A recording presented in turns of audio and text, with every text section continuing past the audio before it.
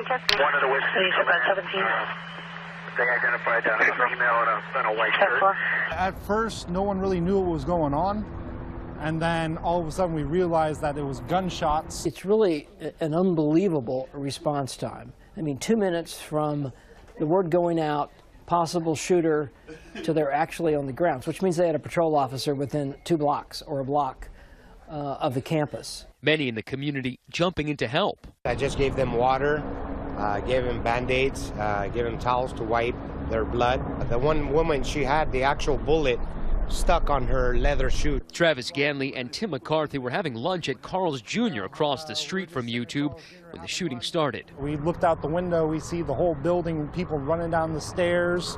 We were sitting by one of the side doors, so we opened the door and told people to get in the building. We just kind of acted out of instinct and tried to do what we can to help, just kind of stop the bleeding and wait for paramedics to come and, just try to do what anybody else would do.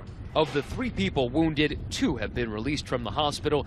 The 3rd remains in serious condition. Well, there's absolutely no link or relationship that we've identified between our suspect and anybody who was at the scene at the time of the incident. The fact that the shooter really did not spend a lot of time in the incident could indicate she thought through the beginning and the middle, but not how it would end. Today, YouTube issuing a statement saying yesterday's horrific act of violence was deeply shocking and disturbing to our YouTube family. Still, we are uplifted by the heroic acts we witnessed, both from employees and the San Bruno community, especially the first responders.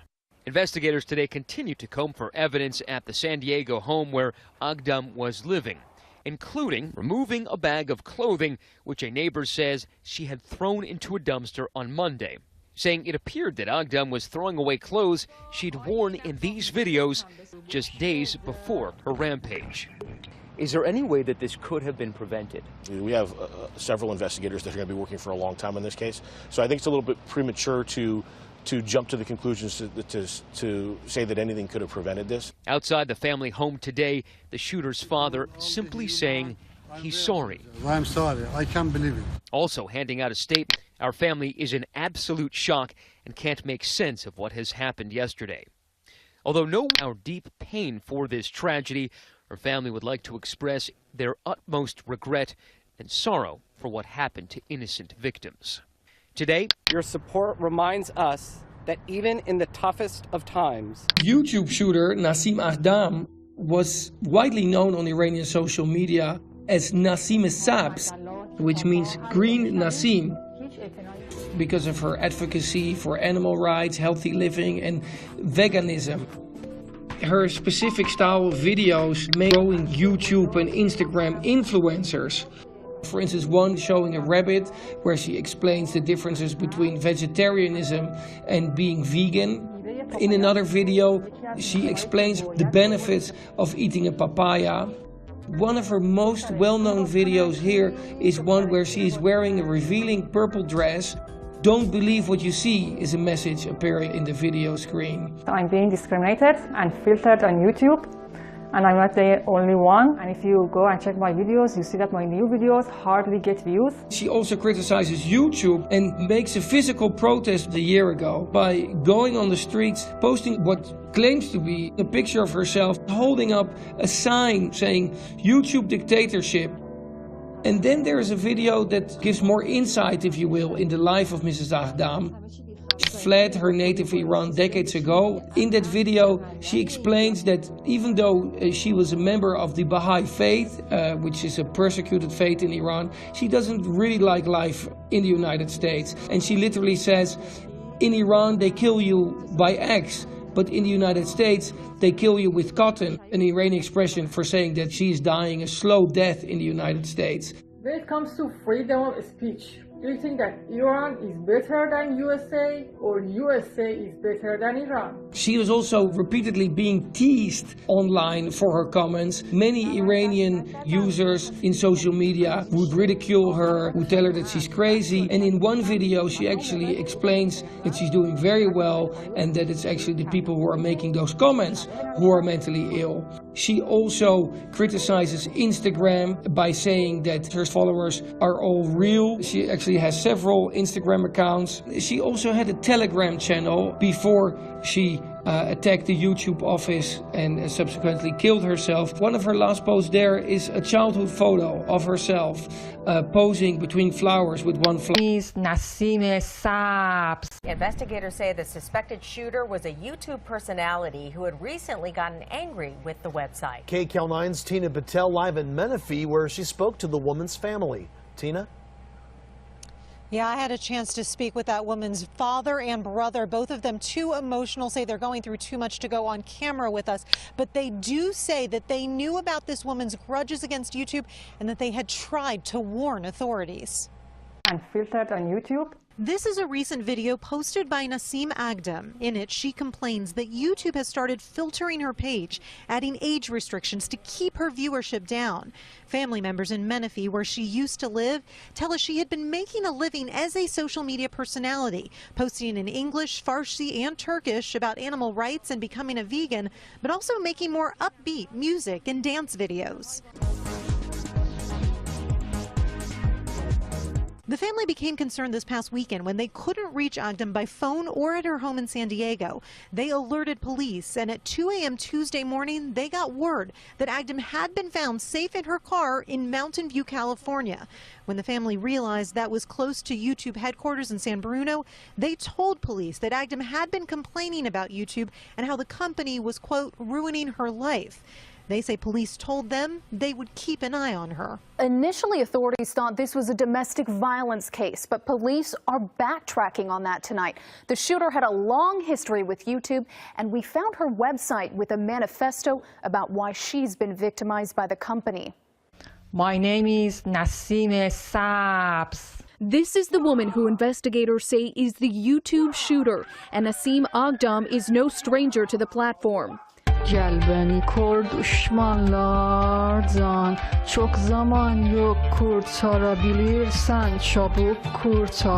had multiple pages, tens of thousands of subscribers, and millions of page views. A page in Farsi, Turkish, English, and even a page for animal lovers.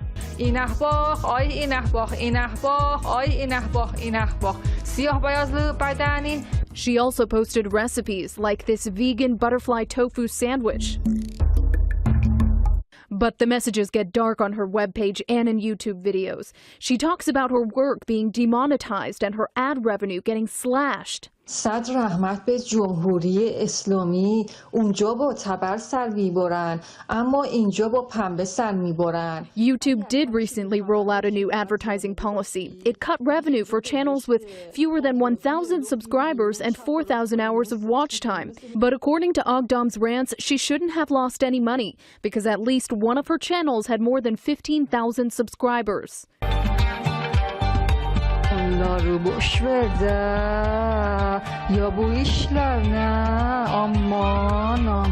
Angry posts and videos reveal her months-long frustration with the company. Neighbors say she lived in this Menifee home with her parents and possibly a husband or boyfriend.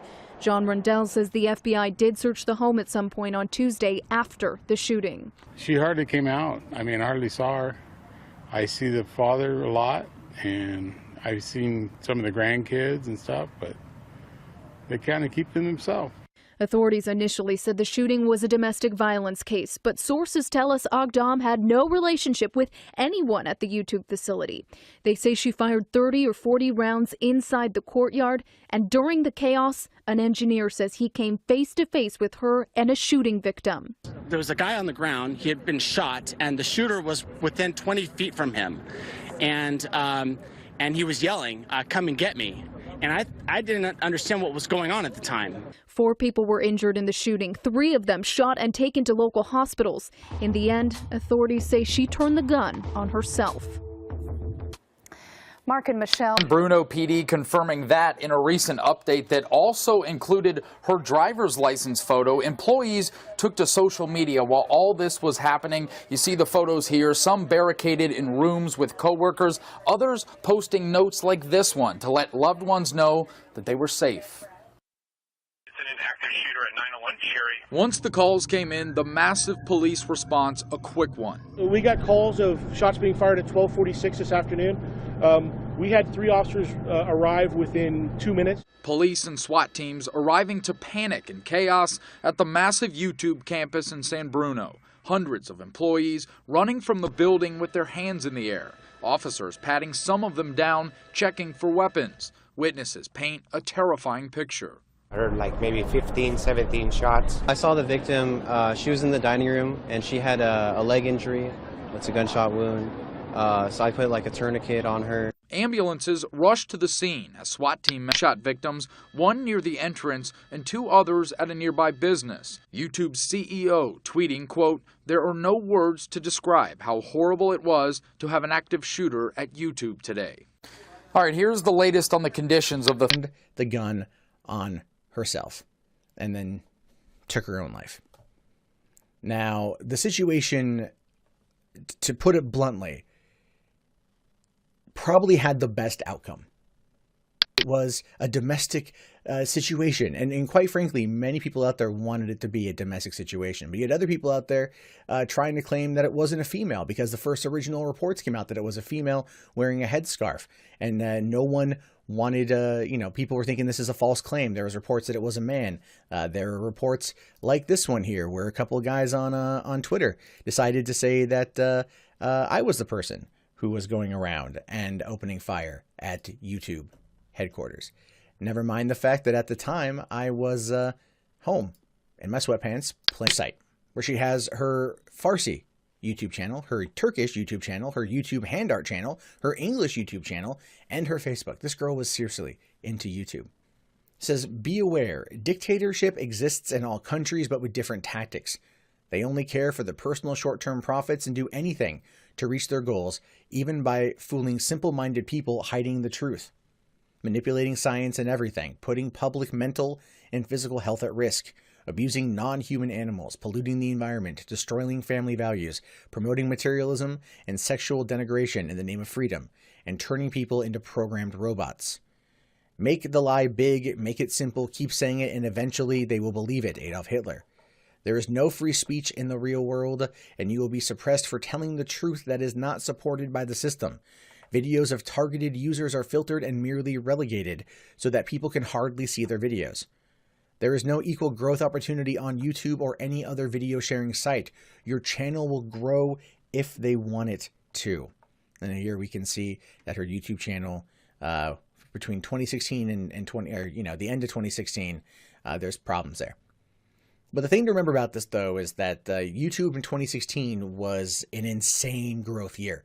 An insane growth year. An insane earning year. Money was being made hand over fist. There was so much money going around on YouTube at the time. And this is the whole issue.